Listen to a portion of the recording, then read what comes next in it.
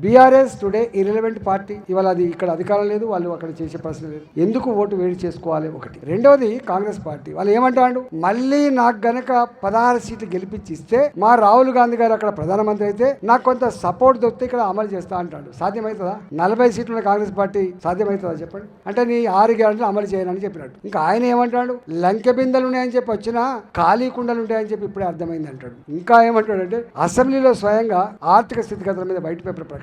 మేము చెప్తూనే ఉన్నాం, ఇన్ని హామీలు ఇస్తున్నప్పుడు సాధ్యమైద్దా అని చెప్పి అంటూనే ఉన్నాం. ఇచ్చిండు, ఇంకో 2 నెలలు చూద్దాం ఏమైందో. నాకు తెలిసి అంతో ఇంతో ఈ ఆర్థిక వ్యవస్థ గురించి అర్థమైన వ్యక్తిగా, కేంద్ర రాష్ట్ర సంబంధాల గురించి అవగాహన కలిగిన వ్యక్తిగా వీళ్ళ హామీలు అమలు చేయగలిగే సత్తా ఈయన కాదు కదా. ఈయన జేజమ్మ దిగొచ్చినా కూడా ఆ స్థితి రాదని అంటున్నా. నేను వాళ్ళ గురించి విమర్శ చేస్తలేను. ఎన్ని హామీలు ఇచ్చిండు మీకంటే తెలియదు హామీల గురించి, కానీ మామూలు హామీలు ఏలే. రైతులకు రైతు పాలసీ, మహిళలకు మైది డిక్లరేషన్, విద్యార్థులకు విద్యార్థి పాలసీ, యువకులకు యువకుల పాలసీ, ఎక్కడికి పోతే అక్కడే ఒక్కటే అమలైంది. మహిళలకు మాత్రం బస్సులలో తప్ప ఏ ఒక్కటి కూడా అమలు కాలేదు. ఇవాళ వాళ్ళ కేసు కూడా అక్కడ గవర్నమెంట్ వచ్చి ఆస్కారం లేదు.